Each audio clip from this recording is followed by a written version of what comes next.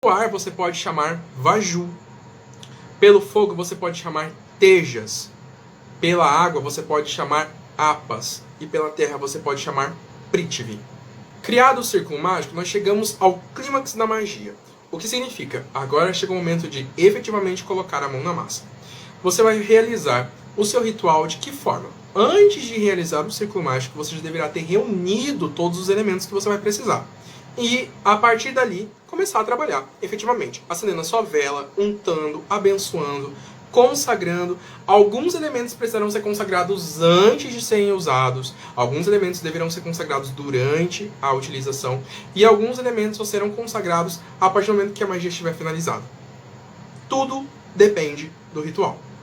Algumas magias, inclusive, exigem que você se prepare durante dias ou até meses antes da realização. E é muito importante que você obedeça a essas regras. É claro que algumas regras de grimórios mais antigos são quase inviáveis nos dias de hoje, e você realmente vai precisar adaptá-las, ou então nada poderá ser feito. Mas é muito importante também que você leve em consideração que existe um porquê daqueles elementos estarem dispostos daquela forma, e que você tente ao máximo seguir à risca o que está sendo dito na receita do feitiço. Ou seja, se esforce para conseguir os materiais, se esforce para conseguir os elementos, se esforce para adquirir as ervas, se esforce para decorar as falas. Porque quando você consegue se adequar de tal forma a uma receita a ponto de recitá-la de cabeça, isso significa que você utilizou o primeiro princípio da magia, força de vontade. A sua força de vontade vai estar energizando o seu intento a partir do momento em que você ficou lá, durante o seu 1 mês se preparando, durante os seus vários dias se preparando, e em todo o processo e esforço que você teve na decoração daquele ritual. É claro que você também pode praticar os seus próprios rituais, eles vão ter um significado totalmente diferente, e você também pode lê-los. Isso não vai tirar o mérito da sua magia. Toda magia ela é perfeitamente utilizável. O que acontece é que quando você se adequa a uma receita, você colocou em primeiro lugar a sua vontade em relação à vontade de todas as outras pessoas. E é por isso que essas magias realmente funcionam. Feito tudo isso, chegou o momento de você se despedir dos elementos e destraçar o círculo. Normalmente, o destraçar do círculo acontece da mesma forma que o círculo é traçado, não de forma contrária. E a partir daí você vai visualizar as energias se dissipando e aquela atividade que você colocou ali, aquela energia, vai começar a se movimentar para o mundo todo, porque aquele círculo que condensava aquela luz astral está desfeito e ela vai se derramar pelo mundo. Então, o momento de desfazer o círculo é muito importante, ou então a sua magia vai ficar para sempre contida naquele ambiente, não vai circular, não vai atrás do que você quer e, consequentemente, não vai ter resultado. Então, se você traça um círculo, ao final, destrace, se despeça dos elementos na mesma ordem, leste, sul, oeste e norte, e a partir daí você vai começar a esperar. E depois da magia, o que é que nós podemos fazer? Bom, agora nós vamos falar sobre o que vem após o ritual, e isso é muito importante. A primeira coisa que você precisa saber, como nós dissemos no passado, é não ficar ansioso. Não esperar que o resultado do feitiço aconteça 1 hora, 2 horas depois que você realizou. Entenda que para cada ação existe uma reação. E para cada desejo ser concretizado, é necessário que esse desejo seja maturado pelo tempo. Alguns desejos com aquele feitiço serão mais rápidos. E outros desejos realizados com aquele mesmo feitiço, às vezes pedindo exatamente a mesma coisa, mas por envolver outras pessoas, será um pouquinho mais longo. Então tenha paciência. Se alinhe com o seu intento. O que significa? Se você está procurando um trabalho, saia de casa. Procure os lugares onde você quer trabalhar, distribua o seu currículo, faça-se ser visto. Se você quer conquistar uma pessoa, se esforce para ter cada vez mais atraente, para ter um papo interessante, para ter uma higiene básica, para ter questões que são básicas para a atração. Então, sempre que você realizar um ritual, esteja em alinhamento. Se fez um ritual de ancoragem com o seu anjo da guarda, se prepare para ser cada vez mais limpo espiritualmente, ou seja, controle a sua boca, controle os seus vícios, controle as suas vontades. Nenhuma magia acontece com um mago sentado no sofá. Quanto tempo eu devo esperar para a concretização da magia? Isso é uma incógnita. Algumas pessoas dizem que uma magia não demora 7 anos, há mais do que 7 anos para acontecer. Outras pessoas dizem que a magia acontece de forma indeterminada, quando for mais necessário, que a pessoa precisa ter Paciência. É claro que nós não vamos ter paciência até o último dia da nossa vida, esperando por algo que nós fizemos na juventude. A gente precisa ver isso se movimentar. E quando você sentir que nada está acontecendo, que já passou um tempo considerável, e que não está nada funcionando, ou que está tudo ao contrário, reforce o seu pedido realizando um novo ritual. Sim, magista, você não vai conseguir tudo apenas acendendo uma vela. Em algum momento vai ser necessário sim que você reforce seu pedido, porque vai ser a sua vontade lutando contra a vontade de inúmeras tantas outras pessoas. É exatamente por esse princípio que as magias envolvendo a loteria são muito dificilmente conseguem dar certo. Por quê? Você vai estar lutando contra a vontade de várias outras pessoas, de milhares de outras pessoas, no mundo todo, no caso aqui do Brasil todo. E isso significa que você vai ter que ter uma força de vontade muito maior para fazer com que aquilo aconteça de forma mágica. Você pode conseguir ela de outras formas, através da sorte. Mas se você quer uma função mágica para conseguir adquirir um prêmio numa loteria, você vai precisar entender que a sua força de vontade vai ter que ser maior do que a de todos os outros concorrentes. As oferendas. Muita gente se confunde em relação à oferenda. Nem toda entidade recebe oferenda. Por quê? Existem entidades que são sutis e elas simplesmente não utilizam de energia densa para manifestar algum resultado. Pelo contrário, ele vai utilizar a sua força de vontade. Então, a partir do momento que você utiliza a sua força de vontade para realizar uma magia, você já vai estar fazendo a sua oferenda. É comum que em religiões de matriz africana utilizem, como a Umbanda, Quimbanda, utilizem o oferecimento de oferendas para todas as práticas mágicas. Mas fora desse sistema, tem uma razão de ser assim. Em geral, quando você trabalha com anjos ou com deuses de elevação moral muito alta, você não precisa e não deve fazer oferendas. A não ser que sejam oferendas de velas, sejam oferendas de um agradecimento ou ajudando alguma outra pessoa que também esteja naquela mesma situação que você. Se você está tentando procurar uma cura, envie energia para quem está precisando de cura também. Isso em si vai caracterizar uma oferenda, mas lembre-se sempre de postular que aquilo está sendo feito em oferenda àquele ser, para que ele receba aquela energia que vai ser gerada a partir daquela alegria, da alegria que a outra pessoa vai receber, que vai ter ao receber aquela energia, aquela magia, enfim, aquela ajuda de qualquer forma. E a partir daí, sim, isso vai ser considerado uma oferenda.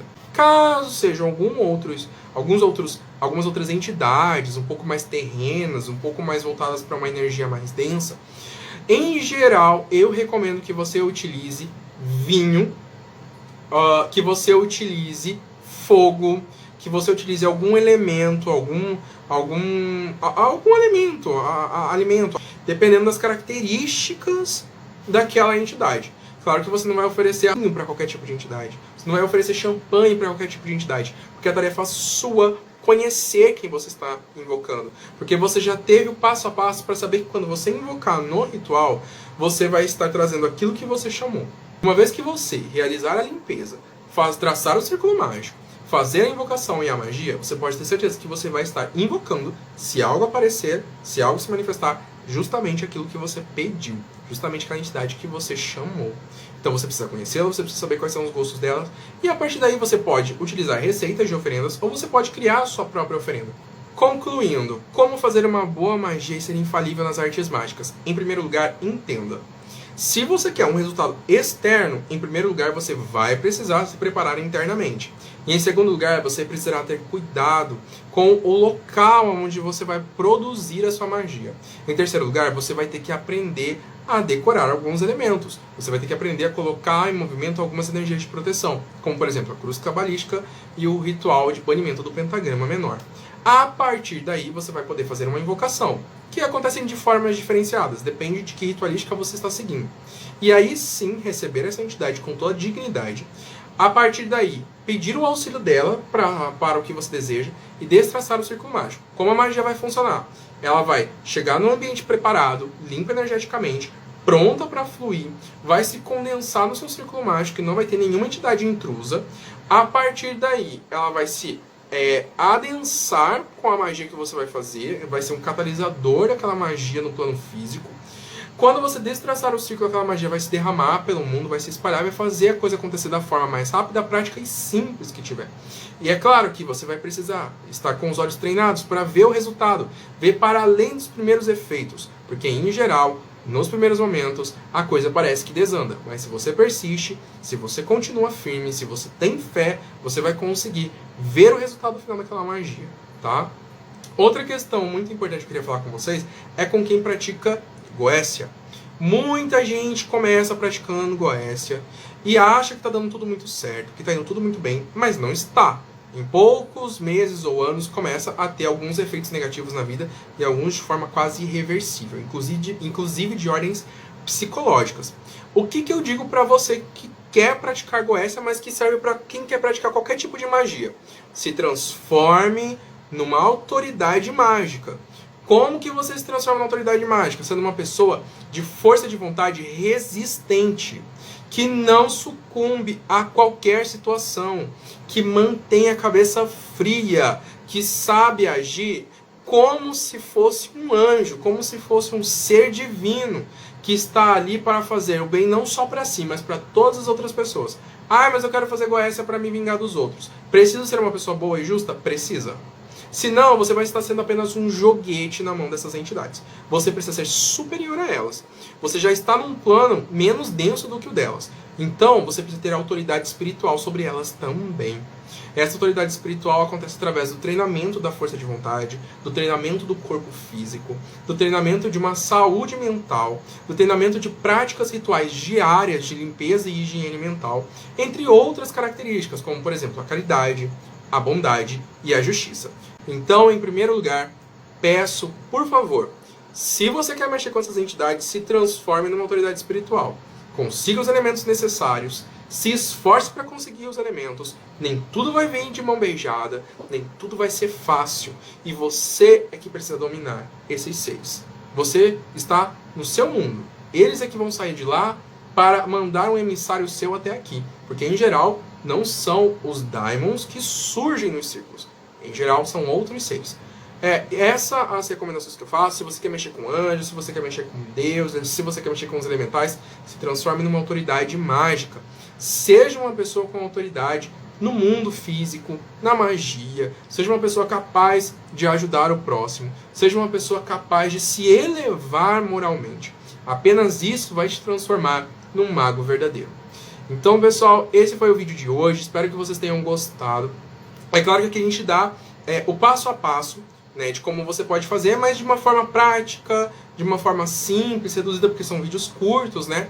Mas se você tem interesse de aprender magia aqui com a gente do Coven Grande Pentáculo Solar, saiba que a partir do ano que vem nós vamos lançar o nosso programa de filiação ao Coven, onde você vai poder, inclusive, estudar conosco, participar das nossas videoaulas, entender um pouco sobre teoria da magia, história da magia, magia prática, magia planetária, de tudo um pouquinho para que, após 1 ano e 1 dia, ou seja, 366 dias, você possa estar apto para se iniciar no Coven Grande Pentáculo Solar.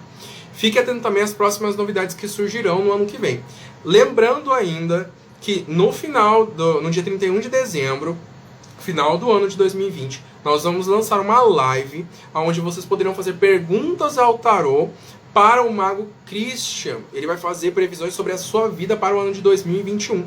E é algo que vai ser totalmente gratuito. A gente só conta com a sua colaboração, com a sua participação, que você possa divulgar, que você possa curtir, que você possa estar com a gente mais nesse projeto. Tá bom? Eu agradeço a presença de cada um de vocês, que nós todos tenhamos uma prática mágica saudável, para que nós sejamos autoridades espirituais, senhores da nossa vida, e não que seres intrusos sejam senhores de nós. Tá bom? Um beijo para todo mundo e até a próxima!